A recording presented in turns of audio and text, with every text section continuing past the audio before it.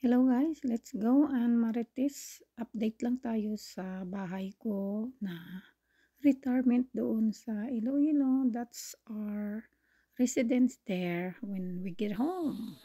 Let's go, let's go.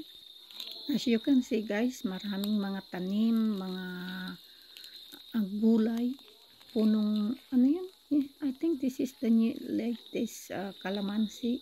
Pero tingnan nyo guys, maraming tanim na mga kalamansi na last time I was there, malalaki na sila. So, tingnan mo. There's a new one that it kalamansi. Wow. Ay, ang bagong saging. Tanim naman.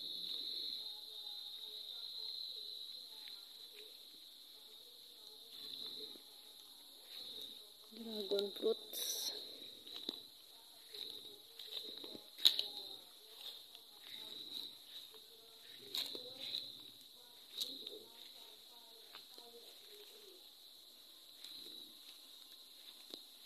Bagong tanong, dragon fruits.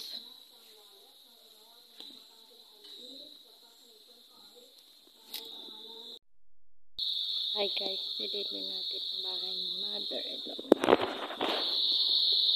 Yan, daming mga tanim, dragon fruits. Yan. Ito yung labas ng bahay ni Mami Ilongga. Nakikita mo ba yung nag-iisang papaya? Guys, maraming nakapaligid na mga needs sa gagawin sa project ni Mami Ilongga. So, ito yung labas na kanyang bahay. Yan. Ang dami kong niligpitin. Pero okay lang. Ganda ng view. Ganda ng araw ngayon.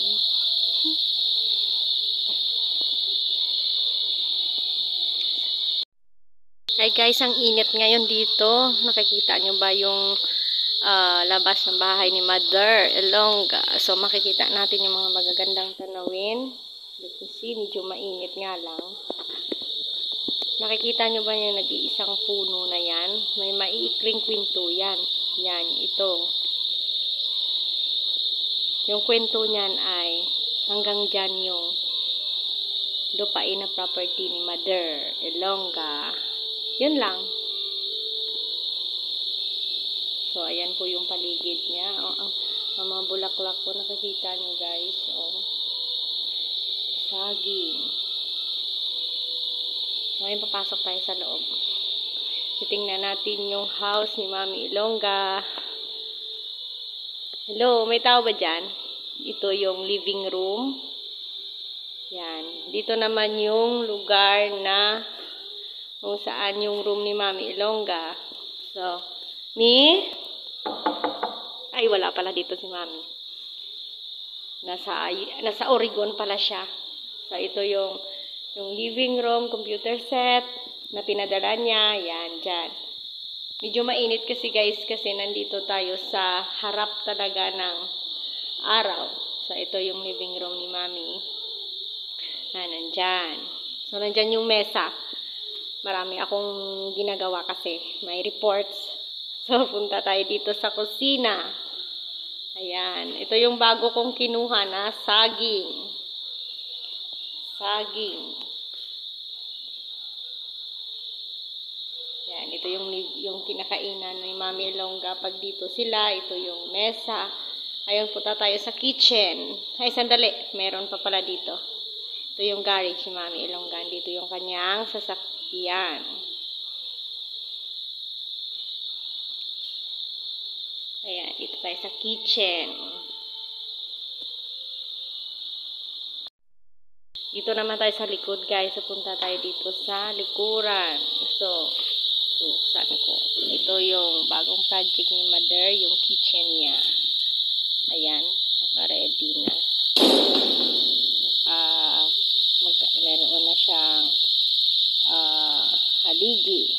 I-start na sa paghukay at pantay ng lupa. So, dito guys, oh. Sa likod.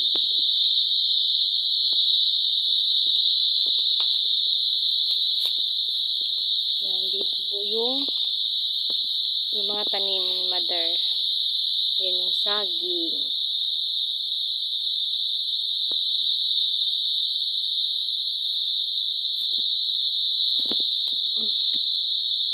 Ito yung pinagawa kong tangke ni Mother. Nandiyan na yung tubig. Ito yung water tank.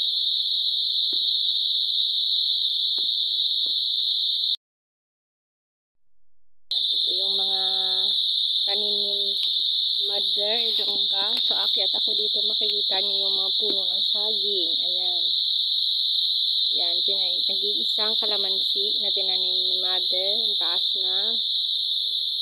Yan. Pinalinis ko siya kasi medyo mas matataas na yung damo. Ayan. Ito yung mga tanim niya. Ito, ang ganda ng view.